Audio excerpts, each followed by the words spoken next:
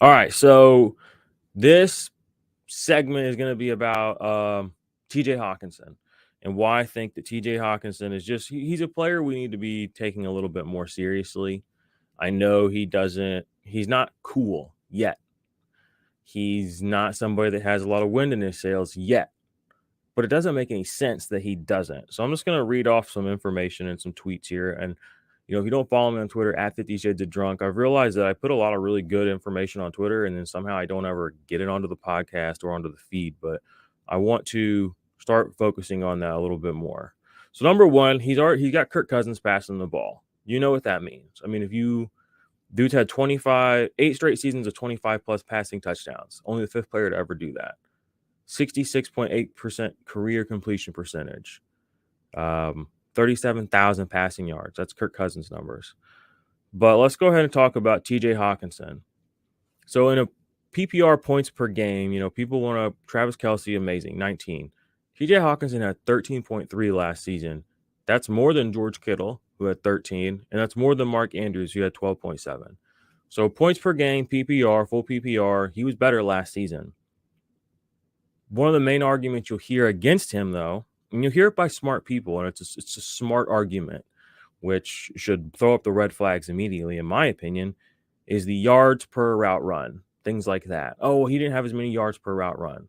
Okay, I don't care, but I'm listening. Let's go further than that. Oh, well, his target percentage, he didn't have the higher target share. TJ Hockenson only had a 22% target share. And I'm pulling that out of my ass. I actually want to read the actual comments of what he had because I have it here. Oh gosh, dang it. Son of a bitch. Sorry. Clicked the wrong button. Where'd it go? Here it is. All right, so target share.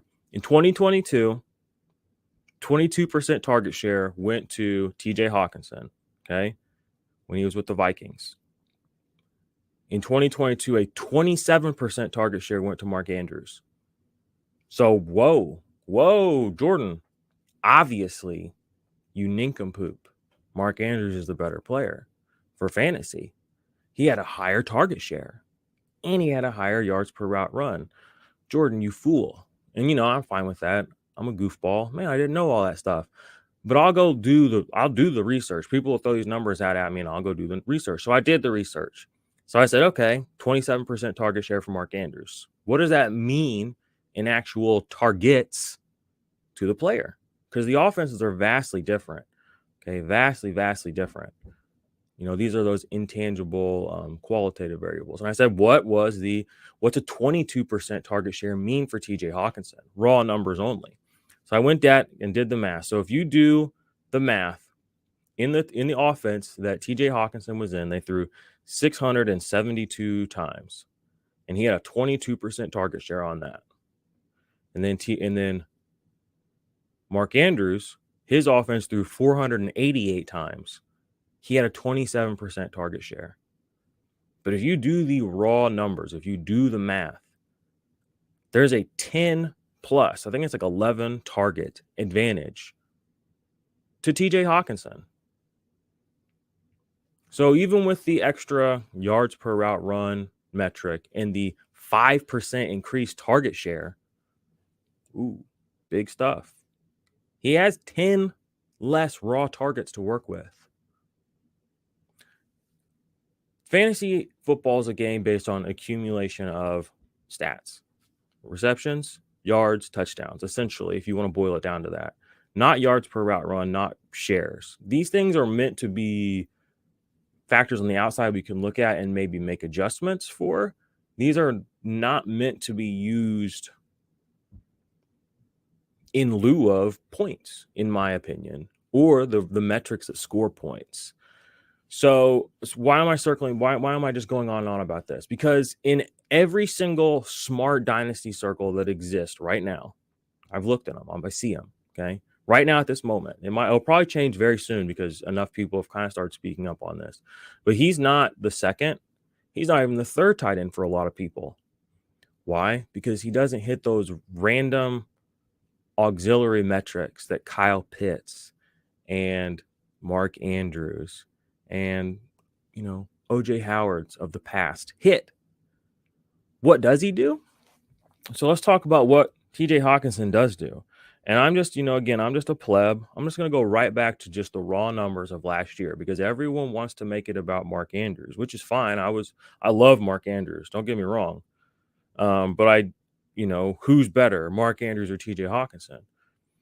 Well, there's a right answer and there's a right answer. The right answer is Mark Andrews.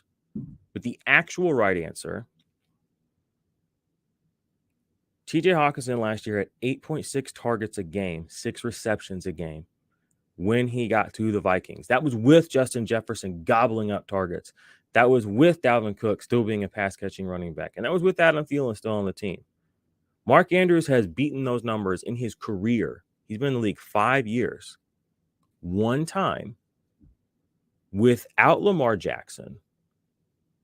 Barely. We're talking barely. I think he had, so it's technically 8.6 targets a game for my man TJ Hockenson. I think it was like 8.9 whenever it was at the highest for Mark Andrews. Again, without Lamar Jackson last year.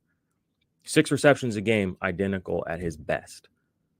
So we have a player who's done it more recently in a situation that looks and feels and just is more conducive to moving the ball with a quarterback that we know can throw. And for whatever reason, even with all the raw numbers, the numbers that score fantasy points pointing to him being undervalued, he continues to be put behind players who have the auxiliary numbers behind them. So what does that mean for us as smart dynasty players? That means it's time to seriously consider adding Mark Andrews, who is a 26-year-old tight end who, again, got 8.6 targets a game last season after he went to the Vikings. Oh, Jordan Addison. I don't give a crap about Jordan Addison. So what? Who cares? He's another player. That's great. We know what TJ Hockenson is, okay? And if you remember what he was Kyle Pitts before Kyle Pitts, okay? So I don't understand how we got where we're at, where I have to go to bat for an elite tight end who, for whatever reason, is being pushed down the board. But it's time to get on him in Dynasty now because we're going to see a great reckoning at the tight end position, I think, this season. And I think at the end of it, we could see a massive consensus towards Hockenson. Again, 26 years old. He's got a lot of football left to play. A lot of football to play. And he's already pulling in almost 9 targets a game. I'm in. So I had to bring him up. I wanted to make him kind of the focus of my Dynasty conversation today. He should be viewed, in my opinion, as the Dynasty tight end 1 or 2. That's my opinion. You can take it or leave it. And I think that more people will get on board with